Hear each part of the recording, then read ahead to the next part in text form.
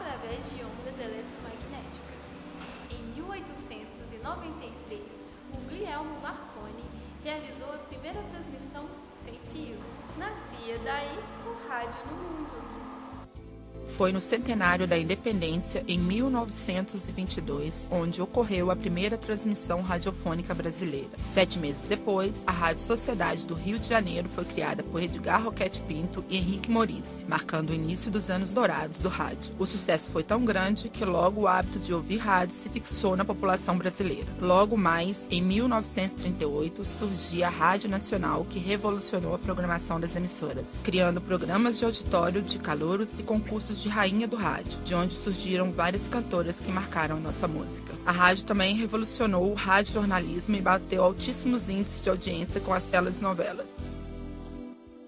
Tudo começou em 1817, quando o cientista sueco Jacob Berzelius descobriu e isolou o selênio, observando a fotossensibilidade do elemento químico que desprendia elétrons quando exposto à luz.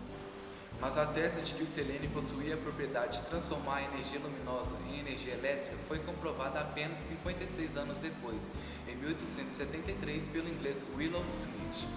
Em 1884, o alemão Paul Nipkow patenteou uma proposta de transmissão de imagens à distância e foi chamado de o fundador da técnica de TV.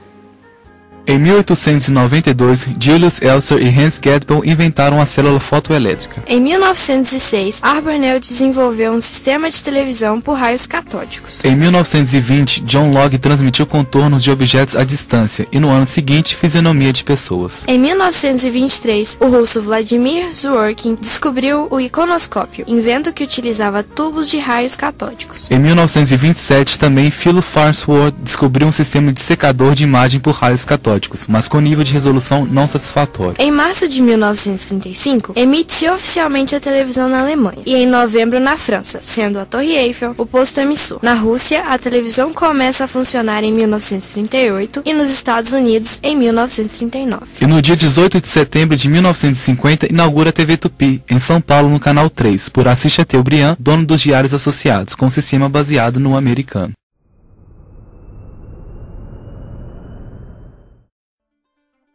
A televisão no início, né, era um rádio com imagens, né? Então, mas a linguagem era todinho do rádio, nos primeiros momentos. Então não tinha esse negócio de televisão no início, eles ficavam, o que é isso?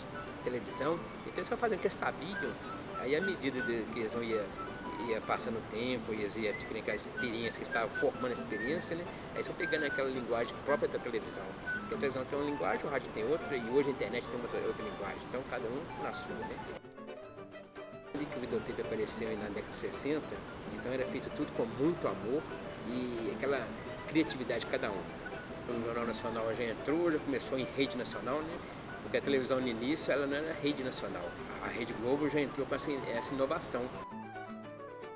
A questão de legislação e censura na televisão, isso hoje está bem mais acentuado, que as coisas vão desenvolvendo, vai criando legislação própria, mas no rádio no início sempre teve isso, né, legislação, mas não com esse modo de hoje, né, nessa linguagem de hoje, mas sempre foi velado esse negócio. Mas não tinha essa legislação específica, né, sobre a televisão, sobre o rádio que nós temos hoje, né, direito de imagem, direito de voz, isso é coisa assim, vamos dizer assim, mais recente. A televisão quando chegou já encontrou um rádio forte, né, um rádio aí dominando tudo, né, então tudo era rádio, né. Houve uma migração. Artistas do rádio, repórteres do rádio, jornalistas do rádio, foi para a televisão. A televisão no início, né, era um rádio com imagens. E o que acontece? O locutor, por exemplo, está lendo a notícia, ele ficava lendo lá a notícia assim, cabeça baixa, e a câmera ficava pegando com a cabeça dele. Então ele não tinha a preocupação de ficar olhando para a câmera o tempo todo. Porque pelo hábito do rádio, a linguagem tem que condizer com o que está sendo falado. Então o texto e a imagem tem que estar em sintonia perfeita, né? Senão perde o espectador, né?